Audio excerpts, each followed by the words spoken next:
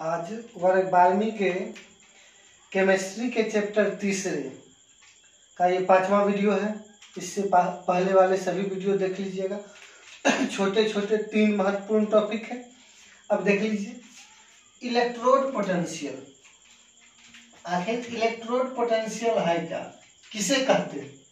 तो देख लीजिए, किसी इलेक्ट्रोड के इलेक्ट्रॉन त्यागने या ग्रहण करने की प्रवृत्ति इलेक्ट्रोड विभव कहलाता है, इलेक्ट्रोड पोटेंशियल कहलाता है।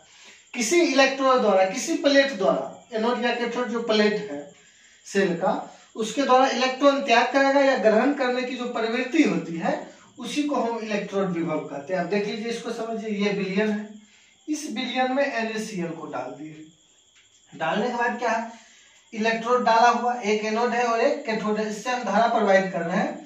तो देख लीजिए, तो इस कंडीशन में क्या होगा, ये एनोड पर जो है ये Cl, इस पर ऑक्सीडेशन की क्रिया होती है, ये पहले हम बताए हुए हैं, और इस पर रिडक्शन की क्रिया होती है। इस पर ऑक्सीडेशन और इस पर रिडक्शन की क्रिया होती है। तो ये क्या कर रहा है, एनोड इलेक्ट्रॉन त्याग कर रहा है और ये इलेक्ट्रॉन ग्रहण कर रहा है, ये निक्षेपित हो रहा है, इस पर निक्षेपण की क्रिया होती है, इस पर ये घुल रहा है।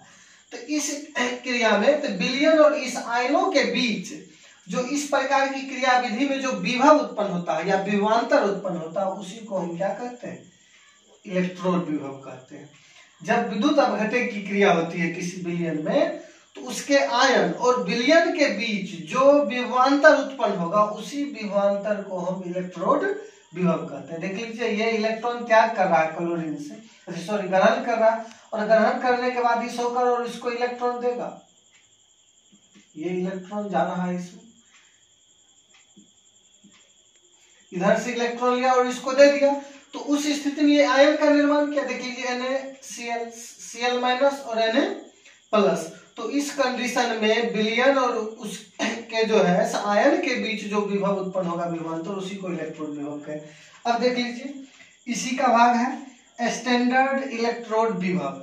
ये सब 2 मार्क्स में या 1 मार्क्स के क्वेश्चन में। अब इसको किसे कहते हैं, तो इलेक्ट्रोड विभव का जब सांद्रण कितना हो 1 मोलर, ताप कितना हो 298, तो 1 मोलर सांद्रण और 298 केल्विन ताप पर जो इलेक्ट्रोड विभव होता है उसी को हम कहते हैं स्टैंडर्ड इलेक्ट्रोड विभव।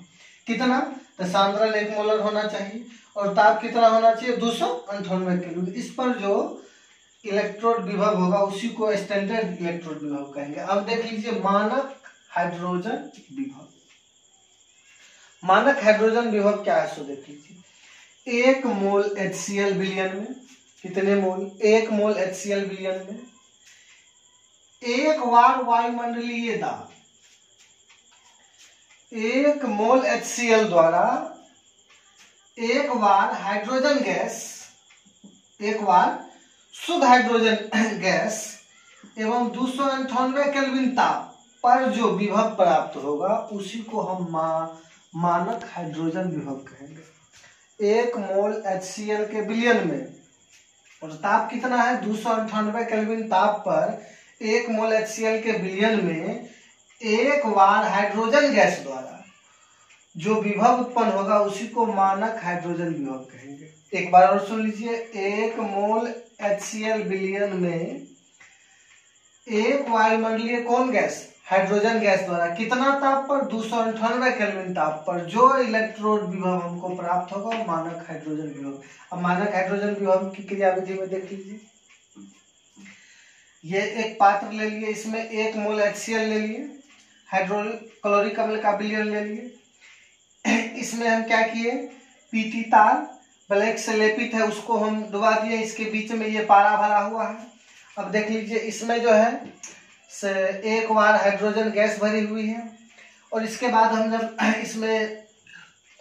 इसमें देख लीजिए क्या कंडीशन होगा, जो ये जो है सो दोनों का काम करता है, ये इसकी प्रकृति पर निर्भर करेगा कि कब एनोड होगा और कब कैथोड होगा, दोनों कर सकता है। वो दूसरे मतलब प्लेट पर निर्भर करता है कि यह एनोड का काम कर रहा है कि कैथोड का काम कर रहा है।